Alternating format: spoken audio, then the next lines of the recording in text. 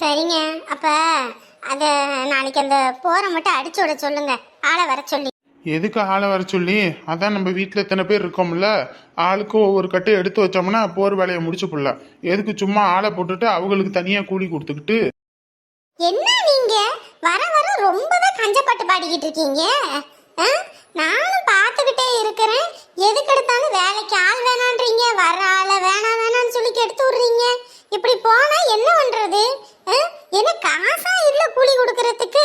போர் அடிச்சு விட்டாங்கன்னா அடுத்த இதுல பாத்துக்க வேண்டியதான். ஐயனும் வேலைக்கு போறான், அதுல 1,00,000 வருமானம் வருது, அதுல இருந்து நம்ம கொடுத்துக்க வேண்டியதான். எதுக்கு சும்மா நம்ம கஷ்டப்பட்டுக்கிட்டு வேலை பார்த்துக்கிட்டு இருக்கணும்ன்றீங்க? சொன்னா புரிஞ்சுக்க. சும்மா எல்லாத்துக்கும் வேலைக்கு ஆளை போட்டுக்கிட்டு இருக்க முடியாது. முதல்ல கையில் ஒரு வேலை இருந்துச்சு, அதனால எதை பற்றியும் கவலை இல்லாமல் எல்லா இடத்துக்கும் வேலைக்கு ஆள் போட்டேன். இப்போ அந்த மாதிரி சூழ்நிலை இல்லை, எல்லாம் தலைகீழாக மாறி போச்சு. இப்பயும் வந்துட்டு வேலைக்கு ஆளை போட்டுக்கிட்டு இருக்க முடியுமா? எல்லாம் வீட்டில் தின்னுபிட்டு சும்மா தானே கிடக்குறீங்க. நீ இருக்க, நான் இருக்கேன், இந்த அவங்க 2 பேர் இருக்காங்க, 4 பேர் நாளைக்கு போர் எடுத்து வைப்போம், அவ்வளோதான். இந்த பையனும் இருக்கான், ஆளுக்கு ஒரு கட்டுனா வேலை முடிஞ்சுது. இதெல்லாம் என்ன போங்க. இந்த எலெக்ஷன்ல தோத்தா அடுத்த எலெக்ஷன்ல ஜெயிக்க போறோம், அவ்வளவுதான். அதுக்கு என்னமோ காலத்துக்கு நம்ம எழும்பவே முடியாத அளவுக்கு கடனாளியா கிடக்குற மாதிரி, ஏதோ கடன் கழுத்துல இருக்கிற அளவுக்கு இருக்கிற மாதிரி ரொம்ப தாங்க பண்றீங்க. அப்பா வெளியே தான் போறாரு போல இருக்கு, அப்படியே நம்ம பஸ் ஸ்டாண்ட் எடுத்து சொல்லிடலாம். அப்பா என்னப்பா பையன் கையுமா வந்து நிக்கிறேன்? ஆமாப்பா, அப்படியே என்ன பஸ் ஸ்டாண்ட்ல விட்டுறீங்களா? பஸ் ஸ்டாண்ட்லயா? எதுக்குடா? இல்லம்மா, வேலை இருக்கு, அதான் சென்னை போலான்னு தான். வேலை இருக்கா? ஏண்டா வீக்கெண்டு 2 நாள் லீவு அப்படின்னு சொல்லி தானே வந்த. நாளைக்கு தான் கறி ஆக்கணும், எல்லாம் பண்ணணும் வைக்கணும்ட்டு நான் யோசிச்சுக்கிட்டு இருக்கேன். நீ பாட்டுக்கு எல்லாத்தையும் போட்டு கிளம்பணுன்ற. ஏம்மா, கறி திங்காமையா இருந்தேன், இன்னைக்கும் சாப்பிட்டேன், நேற்று சாப்பிட்டேன். எதுக்கு சும்மா அது இதுன்னு ஆக்கிக்கிட்டு? அதெல்லாம் ஒன்றும் வேண்டாம். அடுத்த வாரம் இதை நான் வரேன், சரிங்களா?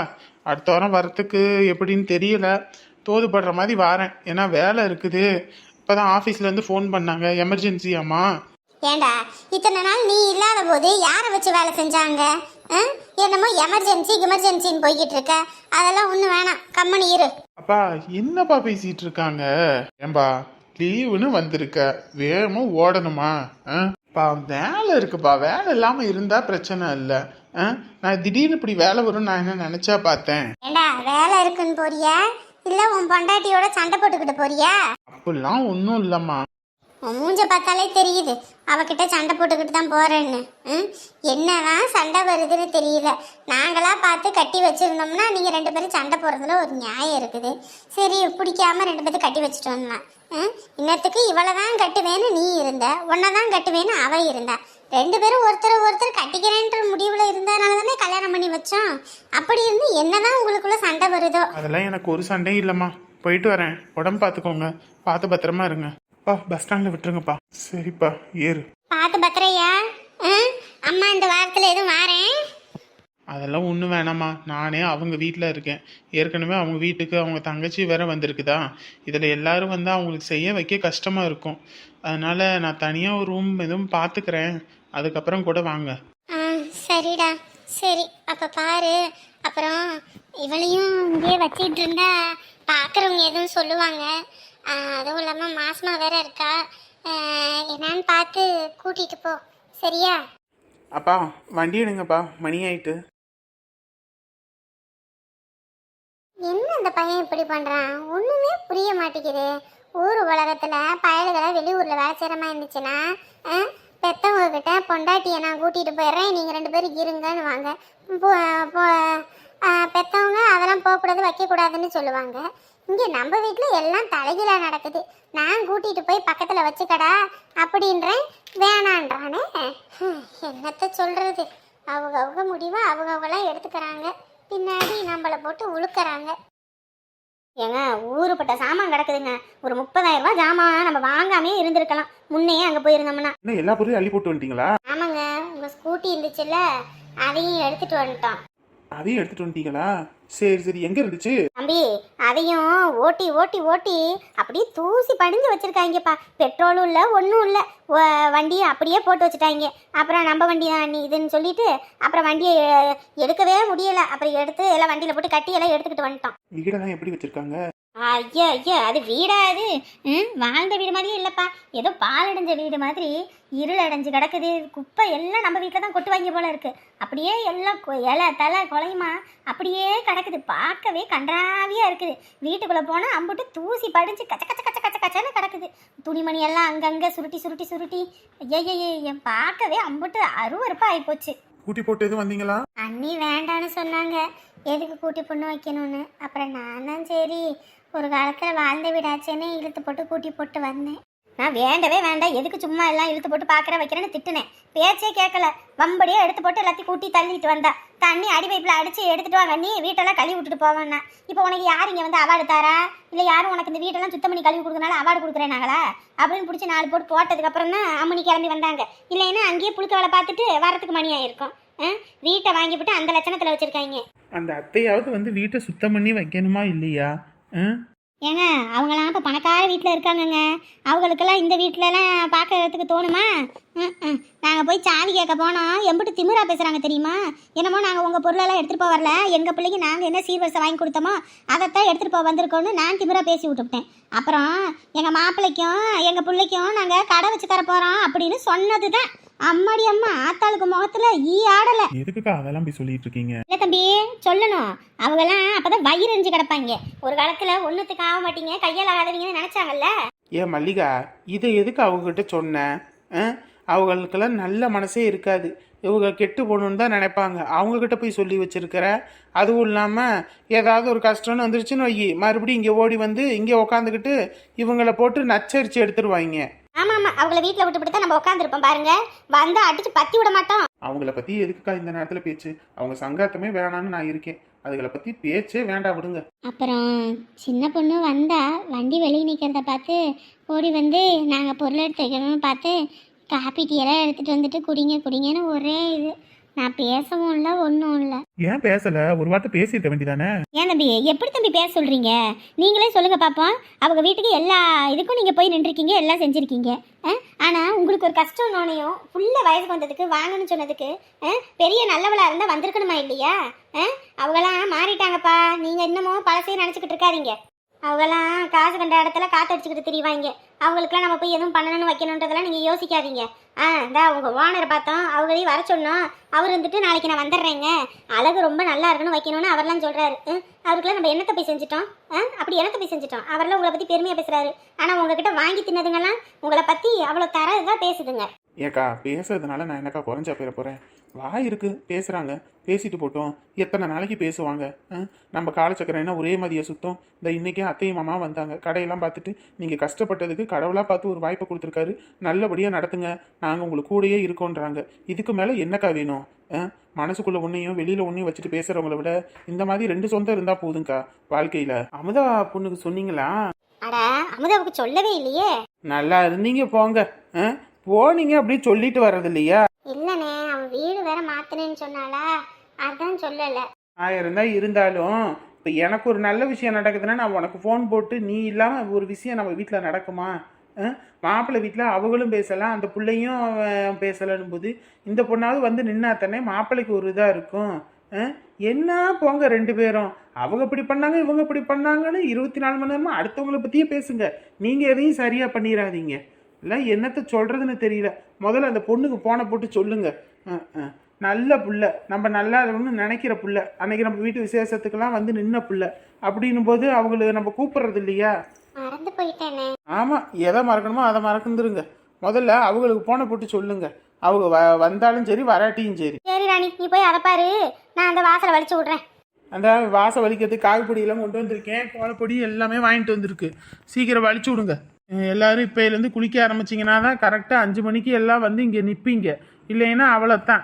ஆமாம் ஆமாம், இவர் தான் எல்லா வேலையும் பார்த்தாரு. எம்மாடி, இப்போ எதுக்கு நான் உமாவுக்கு சொல்லணும்னு சொன்னேன்னா, ஏன்னா கூட பிறந்தவங்க கண்ணீர் வடிச்சிட்டாங்கன்னு வையே, நம்மளால் நல்லாவே இருக்க முடியாது. அதுவும் நம்ம நல்லா இருக்கணும்னு நினைக்கிற புள்ள, அந்த பிள்ளையை ஒதுக்கிட்டு நம்ம ஒரு விஷயம் பண்ணக்கூடாது. அதுக்காக தான் சொல்கிறேன். சரியா? பண்ணி பேசுங்க 2 பேரும். சரிங்கண்ணே. மாப்பிள்ள மாப்பிள்ள வாங்க. காவி எப்ப எப்படிங்க இருக்கா? எங்க இருக்க என் புள்ள? அழாதீங்க, ஒன்றும் பிரச்சனை இல்லை. என்ன ஒன்றும் பிரச்சனை இல்லைன்றீங்க? மண்டையே பொழந்துருச்சுன்னு அந்த பையன் சொன்னான். இல்லை இல்லை, அப்படியெல்லாம் ஒன்றும் இல்லை. தையல் போட்டிருக்காங்க, ஒரு 12 தையலுக்கு மேலே. இப்போதான் கட்டு கட்டிட்டு இருக்காங்க. ஒன்றும் பிரச்சனை இல்லைன்னு இருக்காங்க. வருத்தப்படாதீங்க. எங்க காவியா? எங்க காவியா? உள்ளதான். ஐயோ, இப்போதைக்கு நீங்க உள்ள போக கூடாது. அங்க கட்டு கட்டிட்டு இருக்காங்க. அவங்கள சொல்லுவாங்க, அப்போதான் போய் பார்க்கணும். வாங்க. அந்த படுபாவி எங்க? அந்த படுபாவி எங்க? இல்லைங்க, அவன் காவியாவை அடிச்சுட்டு நான் வந்ததை பார்த்தோன்னே வண்டி எடுத்துட்டு போயிட்டாங்க. எனக்கு அவனை துரத்துறதா இல்லை காவியாவை அப்படி ரத்த வெள்ளத்தில் கிடக்கிறாளேன்னு இதை பார்க்கறதான்னு எனக்கு தவிச்சு போயிட்டேங்க. அதான் நான் காவியாவை ஹாஸ்பிட்டல் கூட்டிட்டு வந்தேன். என்னதான் இருந்தாலும் உங்ககிட்ட சொல்லணும்ல, அதான் வர்கீஸ் அவரை அனுப்பிவிட்டேன் உங்ககிட்ட சொல்லுங்கன்னு சொல்லி. ஐயோ ஆண்டவனே, அவளுக்கு மட்டும் ஏன் தான் இப்படி ஒரு இதெல்லாம் நடக்குதுன்னே தெரியலையே ஆண்டவா. என் பிள்ளை எந்த நேரத்தில் என்ன பாவம் பண்ணி தொலைச்சாலோ தெரியல. ஒவ்வொரு விஷயத்துக்கும் அவளுக்கு மட்டும் இப்படியே தான் நடக்குது ஏதாவது ஒண்ணு. அழாத, அரைஞ்சு புடுவேன் பாத்துக்க. இப்ப ஏன்டா அவளை திட்டுற நீயே? இங்க பாருக்கா, நான் நகை வாங்க போகும்போதே சொன்னேன், எங்கேயும் போவாத, வீட்டோட கடை வீட்டோட கடைன்னு. அதை விட்டுப்புட்டு என்ன வேலை வெளியே அவளுக்கு? அப்படி எங்கிட்டும் போறதுன்னா அங்க உங்க வீட்டுல வந்து உட்கார சொன்னேன். இவன் நம்ம பேச்ச கேட்காம அங்க போய் அவன்கிட்ட என்ன பேச்சு வேண்டியது கிடக்கு? நம்ம புள்ள சரியில்லை, அதுத்தவனை சொல்லி ஒன்றும் இல்லை. நீ வளர்த்தது தாண்டி சரியில்லை. ஐயோ ஆண்டவனே, யார் என்ன தப்பு பண்ணாலும் அவளை தான் சொல்லுவீங்களா நீங்க? டி, நான் போகும்போதே மூச்சுக்கு 300 தடவை சொன்னேன்ல, ஒழுங்கா வீட்டோட இரு, எங்கிட்டும் போகாதன்னு படிச்சு தலையான அடிச்சுக்கிட்டு சொன்னேன்ல. அப்பயும் மீறி போயிருக்கானா? அவளுக்கு எம்புட்டு எகத்தான திமிரு இருந்திருக்கும். அவனை தேடி போய் அடிக்கிறத விட நம்ம வீட்டுல உள்ளத வந்து போட்டாதான் இது இனி இந்த பிரச்சனையே நடக்காது. ஐயோ, என்னங்க இப்படி எல்லாம் பேசுறீங்க? அழுகாத, ஆஸ்பத்திரின்னு பாக்குறேன், இல்லைன்னு கையை நீட்டி போடுவேன்னு சொல்லிட்டேன். காலத்துக்கு உங்க கூட இதேதான் அக்க போரு. எதுக்கு அழுகுற? எதுக்கு அழுகுற? அடியா அடி, என்ன ஏதாவது பண்ணி ஓட்டுறியா? யாருக்கு எந்த பிரச்சனையும் வேண்டாம். இதெல்லாம் பார்த்து அனுபவிக்கணும்னு எனக்கு என்ன தலையெழுத்தா? என்னடி நடிப்பு நீலி கண்ணீர் வடிச்சுக்கிட்டு இருக்கியா நீ? ஐயோ, இப்ப எதுக்கு நீங்க அவங்கள அடிச்சுக்கிட்டு இருக்கீங்க? எக்ஸ்கியூஸ் மீ, என்ன இங்க சத்தம்? என் பொண்ணு இப்ப எப்படிங்க இருக்கா? She is all right. அவங்களுக்கு எந்த பிரச்சனையும் இல்ல, தையல் போட்டிருக்கு. இது வந்து வீடு கிடையாது, உங்களோட சத்தம் கித்தம்லாம். இங்க பாருங்க, வந்தமா பேஷண்ட பார்த்தமா போனமான்னு இருக்கணும். அதை விட்டுட்டு இங்க கத்திட்டு இருக்க வேலையெல்லாம் இருக்கக்கூடாது சொல்லிட்டேன். ஏன்னா இங்க ஒரு பேஷண்ட் மட்டும் தான் இருக்காங்களா, மத்த யாருமே இல்லையா? அவங்களுக்கு டிஸ்டர்ப் ஆகாதா? வீடு மாதிரி கத்திக்கிட்டு பாத்தியா? ஏய், இப்பதானடா சொல்லிட்டு போனாங்க, அதுக்குள்ள ஏன்டா அப்படி பண்ற? இங்க பாருங்க, முதல்ல இப்படி நீங்க சண்டை போறத நிறுத்துங்க. பாருங்க தம்பி, என்னென்ன வேலை பார்த்துக்கிட்டு இருக்காங்கன்னு பாத்தீங்களா? அத்தனை தடவை படிச்சு சொன்னேன். பேச்சே கேட்க கூடாதுன்னு குடும்பமே ரகங்கடம் கட்டிக்கிட்டு இருக்காளுங்க. அதுதான் அப்படி. இங்க பாருங்க, காவியா அங்க வாசுவை பார்க்க போனது எனக்கு தெரியும். என்ன சொல்றீங்க? ஒரு நிமிஷம், நான் சொல்றத பொறுமையா கேளுங்க. அப்பதான் உங்களுக்கு நான் என்ன சொல்றேனே புரியும். நீங்க இப்படி கோவப்படுறதுனால இங்க எதுவும் மாற போறது இல்ல. அதான் சொல்றாருல, என்னன்னு கேளு. முரட்டுத்தனமா இருக்காத. ஆத்திரக்காரனுக்கு புத்தி மட்டும்னு வாங்க. நீ அவசரப்பட்டு எதுலதான் போய் முடிய போகுதுன்னு தெரியல. எதுக்கு எடுத்தாலும் கத்தியை தூக்குறதும் அடிக்கிறதும் வைக்கிறதும். ஒரு அளவுதான் கோவம். ரொம்ப முரட்டுத்தனம் பண்ணிக்கிட்டு இருக்க நீயே. பாருங்க, வாசு வெளியூருக்கு போறேன்னு உங்க எல்லாத்துக்கிட்டையும் சொல்லிட்டு அவன் இந்த ஊருக்குள்ளேயே தான் சுத்திட்டு இருந்திருக்கான். அது நம்ம வீட்டையே தான் நோட்டம் விட்டுக்கிட்டு இருந்திருக்கான். இது வர்கீஸ்க்கு எப்படியோ தெரிஞ்சிருக்கு. வர்கீஸ் கிட்ட நான் காவியா கிட்ட 2 வார்த்தை தான் பேசணும், அதுக்கப்புறம் நான் எதுவும் பேச மாட்டேன் வைக்க மாட்டேன், அவளை பார்க்கணும் அப்படின்னு கேட்டிருக்கான். வர்கீஸும் முடியவே முடியாதுன்னு சொல்லியிருக்காரு. அதுக்கப்புறம் நான் பார்த்தே ஆகணும், இல்லைன்னா நான் என்ன பண்ணுவேன்னு தெரியாதுன்னு மிரட்டியிருக்கான்.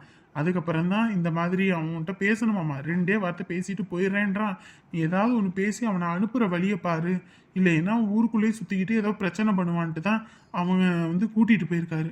அப்பையும் அவள் ரூமுக்கு வந்து எனக்கு ஃபோன் பண்ணி இந்த மாதிரி என்கிட்ட இப்படி சொல்கிறாங்க, எனக்கு என் வீட்டில் உள்ளவங்கள்ட்ட சொல்லலான்னு பார்த்தா பயமாக இருக்குது, ஏதாவது பண்ணிடுவாங்களோன்னு. ஏன்னா அப்பா முரட்டுத்தனமாக இருக்காரு. இப்போல்லாம் அவருக்கு அதிகமாக கோவறது. அவரை அடிச்சு கிடிச்சு ஏதாவது ஒன்று கிடக்க ஒன்று உயிருக்கு சேதாரம் ஆகி போச்சுன்னா அப்புறம் நான் என்ன பண்ணுறதுன்னு எனக்கு ஒன்றும் புரியலை. அப்பாவையும் அம்மாவையும் நான் கஷ்டப்படுத்த விரும்பலை. அதான் உங்ககிட்ட ஒரு வார்த்தை சொல்லணும்னு தோணுச்சுன்னாங்க. என்கிட்ட சொன்ன உடனேயுமே நான் சொன்ன ஒரே ஒரு விஷயம், ஒரு 10 நிமிஷம் வெயிட் பண்ணுங்க, நான் வந்துடுறேன், வந்ததுக்கப்புறம் போய்க்கலான்னு. ஆனால் நான் சொல்கிற பேச்சு கேட்காம முன்னையே போயிட்டாங்க. போன இடத்துல தான் இந்த மாதிரி ஆயிடுச்சு. நான் போகும்போது அவன் என்னை பார்த்து தெரிச்சு ஓடிட்டான். இல்லைன்னா கையில் கிடச்சிருந்தானே அவனை உண்டில் நான் ஆக்கி இருந்திருப்பேன். நீங்கள் இப்படி முரட்டுத்தனமாக நடந்துக்கிறதுனால தான் உங்ககிட்ட சொல்கிறதுக்கே அவள் பயப்படுறா. கொஞ்சம் பொறுமையே எதையும் கேட்டாதானே அவள் உங்ககிட்ட சொல்லுவா. உங்ககிட்ட சொல்கிறதுக்கு பயந்துக்கிட்டு இப்போ தான் பழகுன என்கிட்ட சொல்கிறானா, அப்போ எந்த அளவுக்கு நீங்கள் இருந்திருக்கீங்கன்னு பாருங்கள். கொஞ்சமாவது யோசிங்க. உருக்கிய அவன் எந்த ஊரில் இருந்தாலும் சரி, அவனை நான் சும்மா விட மாட்டேன். பார்த்துக்கங்க, இப்படி பண்ணா எப்படி? ஏன்பா உள்ள இருக்கிறது என்னோட பொண்ணுப்பா, ஏன் பொண்ணு அப்படின்னும் போது எனக்கு 1000 வழி இருக்குது உள்ளுக்குள்ள. சரிங்களா? உங்க இஷ்டத்துக்கெல்லாம் என்னால பேச முடியாது. உங்களை மாதிரிலாம் வந்து பொறுமையா கையாளுறதெல்லாம் என்னால முடியாது. எனக்கெல்லாம் ஒண்ணுனா ஒண்ணுதான், ரெண்டுனா ரெண்டு தான். ஏக்கா, அவ எந்த ஊருக்கு போறேன்னு சொன்னா அதை மட்டும் சொல்லுங்க, அவன் உண்டுல நான் ஆக்கி போடுறேன். ஐயோ, அது எனக்கு தெரியாதுப்பா. நீங்க தானே வழி அனுப்பி விட்டீங்க. ஐயோ, அவ போறேன்னு சொன்ன, நீ போற ஊரு கூட எனக்கு சொல்ல வேணாமா அப்படின்னு நான் சொல்லிட்டேன். எல்லாரும் ஒண்ணு சொன்னாப்புல நடிக்கிறீங்கல்ல, நடிங்க நடிங்க. அவங்க உங்க வீட்டுக்கு இப்படி ஒரு பிரச்சனை வந்திருந்தா உங்களுக்கு வழி வேணும் என்னன்னு தெரியும். கடக்கிறது ஏன் பிள்ளை தானே, நானே பாத்துக்கிறேன். அந்த வண்டிக்காரன் எனக்கு தெரிஞ்சவன் தான். எந்த ஊர்ல இறக்கி விட்டான்னு தெரிஞ்சா அவன் வீடு பூந்து அடிக்கிற அடிய மட்டும் பாரு.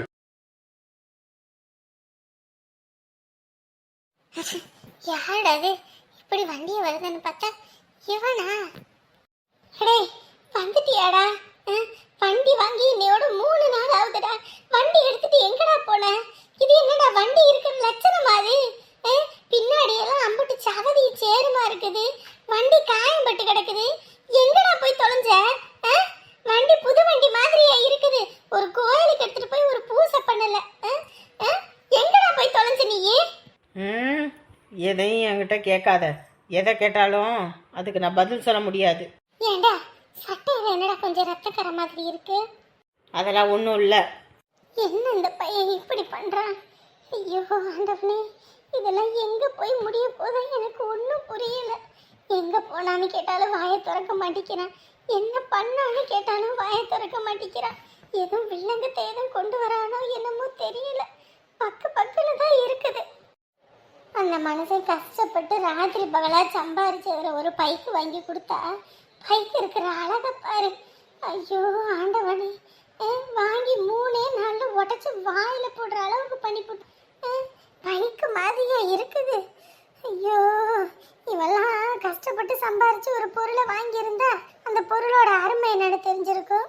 கஷ்டமே இல்லாம எல்லாம் நம்மளோட காசுலயே இருந்தா அப்புறம் இப்படித்தான் இருக்கும். இந்த கன்றாவையெல்லாம் பார்க்கணும்னு எனக்கு தலையெழுத்து. பண்ண பாவெல்லாம் இப்பத்தான் விளைஞ்சு வந்து நிக்குது இவன் ரூபத்துல. எனக்கு ரொம்ப பசியா இருக்கு. சீக்கிரம் சோற போடு, சாப்பிடணும். சோறு எதுவும் ஆக்கலையேடா. நீயும் ஆளையே காணும். அதனால நான் எதுவுமே செய்யலடா. காலையில வச்சதுதான் கரைச்சி குடிச்சிட்டு படுத்தேன். எனக்கு பசிக்குது, ஏதாவது செய்ய. ஏதாவது செய்யணும், என்னத்தை செய்யறது? சரி இரு, ஏதாவது செய்யறேன். ஏய் காவியா, உன்னை சும்மா விட மாட்டேன். எப்படியும் அடிச்சு அடிக்கி எல்லாம் கலங்கி போயிருக்கோம். எப்படி உன்னை அவன் கட்டிக்கிறான்னு பார்க்குறேன். அழகா இருக்கிற திமிரில் நீ ஆடுறியா? இரு, உன்னைய ஆட்டி படைக்கிறேன்.